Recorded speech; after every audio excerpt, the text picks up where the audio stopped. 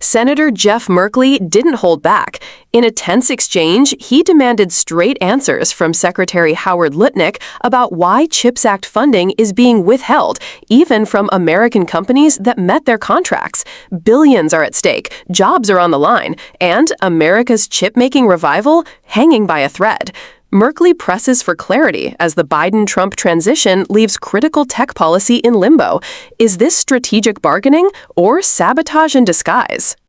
Thank you, Mr. Chairman. And I believe the Chairman has already raised the issue of the manufacturing extension partnership. Last week, I met with about 20 small manufacturers in Oregon who had benefited from this, and they were telling me their stories of how much more they'd been able to increase their efficiency due to the expertise brought to bear through MEP. There are 13 MEP centers signed up to recompete their 10-year cooperative agreements. I don't think that process has been initiated yet. Are you planning to initiate that process soon?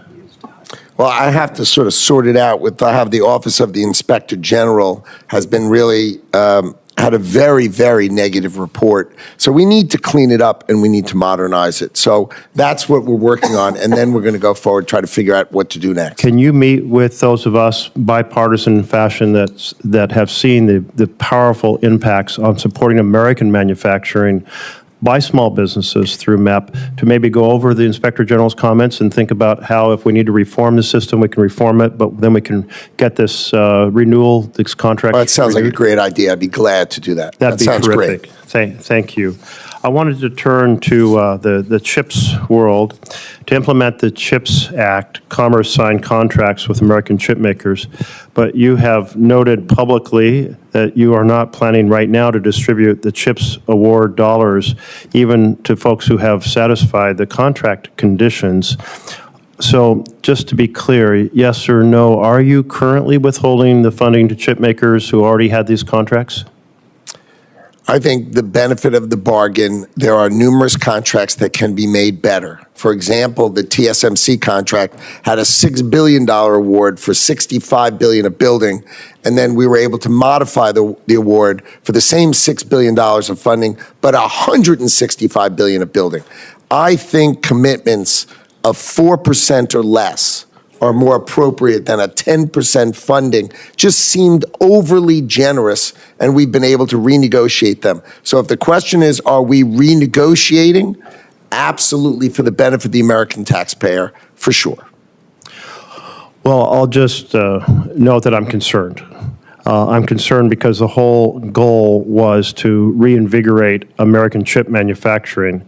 And to some degree, you may be able to strike a better bargain, but at some point it doesn't become a better bargain, and we reduce the acceleration of our re-energizing the chip industry here. I can't be more confident than if you spend time with us, you will see that all the deals are getting better, and the only deals that are not getting done are deals that should have never been done in the first place. But all the deals are getting better. Micron offered to go from $25 billion in commitments to $60 billion in commitments. I mean, the commitments of building in America are going better. We're just getting more value for the same dollars. So we are planning to distribute money only if we get much more building in America, which we both agree is totally in the interest of America.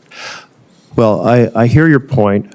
I will say that when companies find, when they put a lot of work into striking a deal, that contract then is up for renegotiation down the line, that also kind of discourages folks from being able to rely on the contracts that they've struck. So I'm just registering concern about that, and hope the rest of the deals that were struck, if they can be renegotiated to the favor, I hope they can be done and we can proceed, because I don't want to slow down the work that we invested in a bipartisan fashion to reinvigorate chip making here in the United States. Sure. Thank you. I wanted to turn to the tech hubs, and the department has canceled a number of, well, I think quite a few of the tech hubs awards, and maybe it's a similar situation. I think you're planning to recompete them, correct? Correct. And in doing so, are you committed to a full and fair process with no discrimination against those who won in the first round? Of course. Absolutely, great. I appreciate that. I'll tell you, the microfluidics hub in Oregon, the challenge of cooling chips is such a key part of advanced chip making, as many more layers are added to try to reach the maximum amount. And that's such an important technology for the future. And so I can tell you the community in Oregon was very excited about the investments they've already put into this strategy. And I think it's I know that they were very competitive the first round. I'm sure they'll be very competitive the second round, but I just want to put in a word of how important it is that technology continue to be pursued aggressively. I look forward to reading it. Thank you very much. Senator Britt. Thank you so much, Mr. Chairman. Mr. Secretary, it's wonderful. This wasn't just a policy disagreement. It was a warning flare for America's economic future. Senator Jeff Merkley showed up to this hearing with a message that was loud and clear. Don't break your promises to America's manufacturers. Behind his calm, measured tone was genuine frustration, because for communities like the ones he represents in Oregon, this isn't abstract policy. It's livelihoods, innovation, and national security all rolled into one. At the heart of this exchange is the CHIPS Act, a bipartisan law passed to bring semiconductor manufacturing back to American soil. It was supposed to fuel a once-in-a-generation reinvestment in cutting-edge factories, high-tech jobs, and regional tech hubs across the country. And yet, even after companies met the requirements, fulfilled contracts, and prepared to break ground, the money isn't coming.